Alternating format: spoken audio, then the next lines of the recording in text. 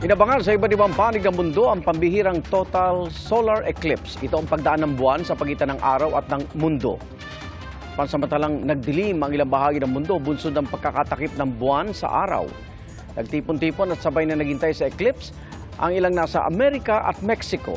Pati si US President Joe Biden nagsuot ng espesyal na eyeglasses para matanaw ang eclipse mula sa balcony ng White House. May na-engage pa habang nasa Niagara Falls State Park sa New York. Namangha rin sa view na eclipse ang ilang nakasaksi mula sa lumilipad na eroplano. Pati ilang Pinoy sa Canada nag-abang.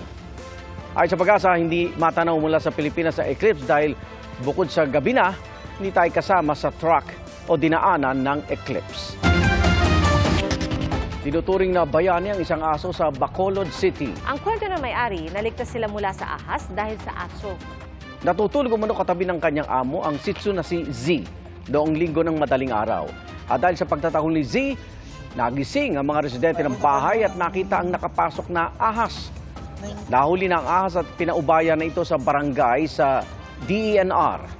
Sa kasamaang palad, nasawi ang aso matapos makagat ng ahas. Labis man ang paghinagpis sa pagkawala ng alaga, may iwan daw ang alaala ng katapangan at sakripisyo para sa naging pamilya ni Z. Inaabangan ng mga residente ang kumukulong tubig na nagmumula sa ilalim ng lupa sa bayan ng Manito, Albay. Umuusok pa ito at nangangamoy asupre. Lumalabas po yan tuwing dumarating ang low tide. Ang iba nagluluto pa ng itlog at pagkain sa tubig.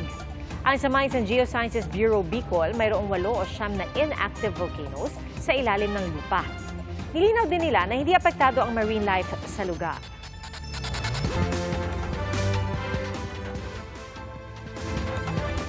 Arestado na ang lalaki na nakit sa drag queen at Taylor Swift impersonator na si Taylor Swift habang nagpo-perform sa Bayambang, Pangasinan. Ang mensahe ni Taylor Swift kasunod ng insidente sa pagsaksi ni Nelson Canlas. Bigay todo si Taylor Swift habang nagpe-perform sa Kalutan Concert 2024 sa Bayambang, Pangasinan nitong Sabado.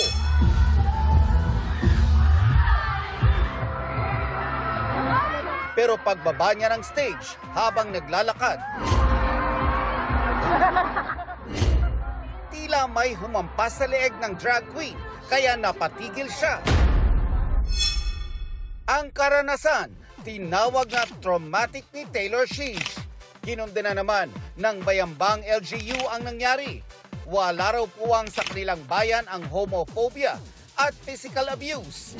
In behalf of the LGU Bayambang and in behalf of the whole Balon Bayambang, I want to truly apologize and say sorry to Taylor Swift and to all those who have been offended, especially the LGBTQ community. Sa isang social media post ngayong araw, sinabi ni Taylor Swift na arestado na ang lalaking nanakit sa kanya. Nagsampa na rin siya ng kaso laban dito. Umaasa raw siyang makamit ang hustisya. Kasabay niyan ang pasasalamat sa Bayambang LGU at sa mga sumusuporta sa kanya. Siniguro rin niyang okay na siya ngayon.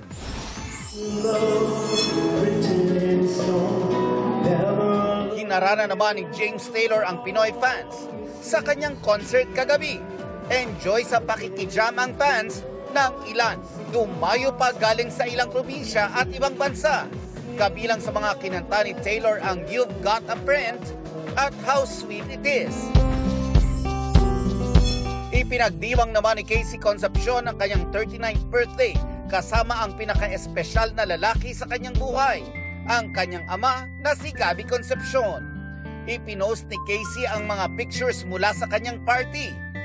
Very grateful si Casey sa mga dumalo at bumati sa kanyang kaarawan. Para sa GMA Integrated News, Nelson Canlas ang inyong saksi. Patok na pampachill ngayong tag-init ang ice cream. Pero ano nga bang paborito mong flavor, Igan? Chocolate. Chris lang sagot. Chocolate. Pero yung may keso. Ayan. Ay, pero, diba? Masarap pag may pinaghalo. Yes. Pero kakasaka ba ko ang flavor ng ice cream? Something fishy. Sa Nueva Ecija kasi tilapia ang isa sa mga sangkap ng ice cream. Pero hindi mo raw iisiping tilapia ang ingredient dahil hindi naman ito amoy at lasang isda. Ang tilapia ice cream inimbento ng isang guro sa Central Luzon State University para maengganyo ang mga batang kumain ng isda. May dagdag nutrisyon din ito dahil sa dagdag na protina mula sa tilapia. Na-develop natin to para po masolusyonan yung global issue ng declining ng seafood consumption among children since 2007. So why not incorporate yung fish sa kanilang diet like ice cream and cookies? We also have cookies po. Tilapia oatmeal cookies with roasted tilapia.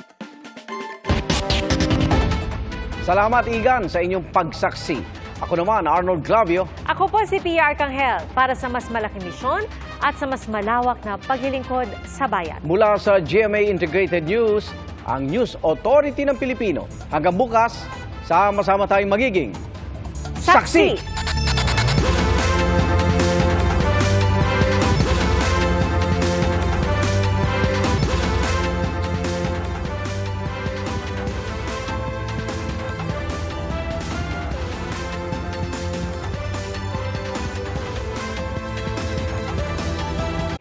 Mga kapuso, sama-sama tayong maging saksi.